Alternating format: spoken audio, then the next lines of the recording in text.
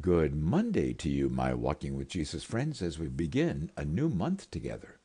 Today, in our journey through God's grand narrative, let's look at one of the most important events in all human history, especially Israel's history.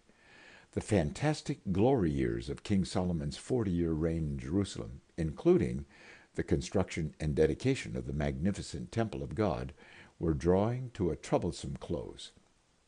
Israel's dominant influence over the entire Middle East part of the world came to a tragic end as recorded in 1 Kings chapter 12. As Solomon's father, King David, had warned, God withdrew his hand of blessing from Israel because Solomon had turned his back on God, as we saw yesterday in 1 Kings chapter 11. The remainder of 1 Kings 11 describes how Almighty, Holy God, for a second time, sent word through a prophet to a king of Israel that God himself was about to shake things up. The first time God did that was with King Saul, Israel's first king, as Saul's disobedience disqualified him, so God sent Samuel to announce that God would raise up young David to be the future king of Israel. This time, with King Solomon's willful disobedience in marrying many foreign women and embracing the worship of their false gods, God spoke directly to Solomon, saying, I will most certainly tear the kingdom away from you and give it to one of your subordinates. 1 Kings chapter 11, verse 11. Then God sent a prophet to one of King Solomon's trusted officials, Mr. Jeroboam, with this shocking message. I'm going to tear the kingdom out of Solomon's hand and give you 10 tribes. I will do this because they have forsaken me and worshipped wicked false gods, and have not walked in obedience to me, nor done what is right in my eyes, nor kept my decree and my laws. Pause and reflect. As a courtroom judge slams down his gavel with very clear pronouncement of judgment, so God was pronouncing his justice judgment on both King Solomon and the people of Israel who had followed Solomon in his rejection of God and embrace of false gods. Do you see? God was very clear, guilty on all counts. This horrific action God was about to take against his people was because of their 4 crimes of rebellion against God. Did you see it? God said, the people of Israel have forsaken me and worshipped wicked false gods. They have not walked in obedience to me. They have not done what is right in my eyes, and they have not kept my decrees and my laws. Evidently, King Solomon heard of this message from God to Jeroboam, so Jeroboam resigned his official position and fled to Egypt, since Solomon was trying to kill him. As Solomon was preparing to die, Solomon named his son Prince Rehoboam to be his successor on the throne of Israel. Word reached Jeroboam in Egypt, and he returned to Israel to the delight of the people, for he had been a very popular leader in Solomon's administration.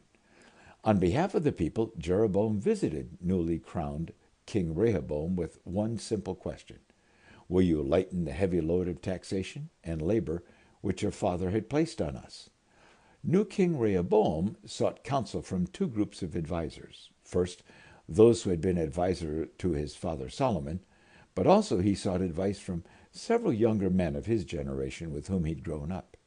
Foolishly, selfishly, pridefully, Rehoboam rejected the advice of the wise, mature men who had advised his father and embraced the harsh advice of his younger friends to actually increase the burden on the people.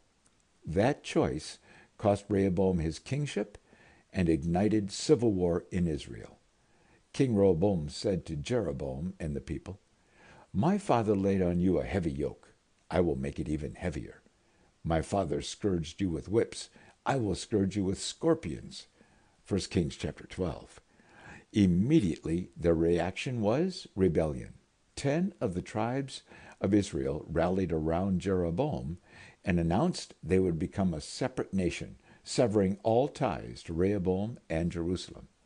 Amazingly, the biblical record makes this shocking statement. This turn of events was from the Lord to fulfill the word the Lord had spoken to Jeroboam. 1 Kings 12. What? Would God actually initiate a civil war among his people? Oh, my friends, we must never imagine God to be soft on crime, indifferent about sin, frivolous in his holy justice. God had made it very clear, generation after generation, God's protection, provision, and blessing would always follow the obedience and God-honoring living of his people. But God's discipline and eventual judgment would follow if his people turned away from God, embraced wicked idol worship, disregarded his commands, and lived God-mocking lives. You'll find that in Deuteronomy chapter 28 and Joshua chapter 24. The sad division of the nation of Israel in 1 Kings chapter 12 was well-deserved judgment of God upon his people. King Rehoboam, of course, immediately rallied every able-bodied man to prepare for war. Against who? Against their fellow Israelites who were declaring their independence from King Rehoboam. But God intervened again and sent this very strong message to Rehoboam and this hastily rallied army. This is what the Lord says: do not go up to fight against your brothers, the Israelites. Go home, every one of you, for this is my doing. 1 Kings chapter 12, verse 24.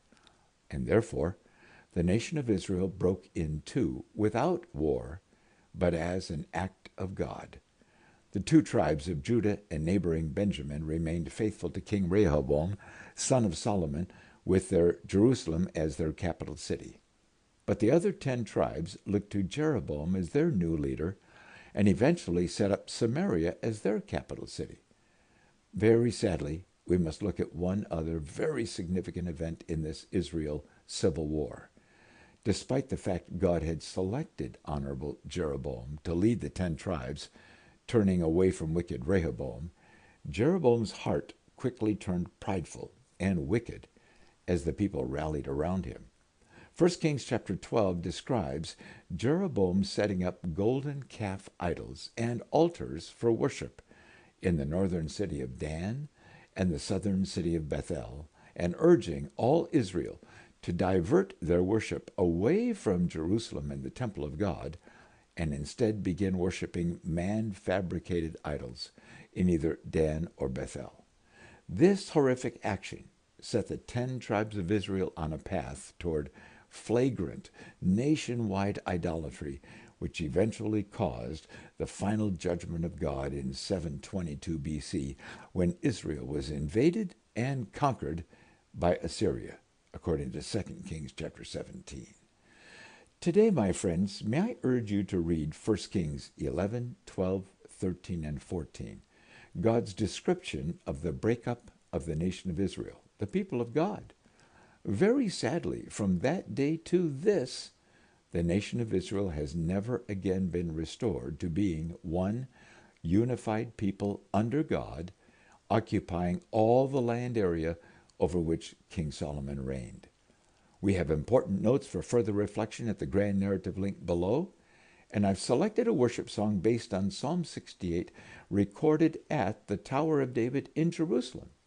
Oh, if only they had been singing such songs in the days of Rehoboam and Jeroboam, how different things may have turned out. Tomorrow, we'll look to see what God did next in that very significant season of Israel's history.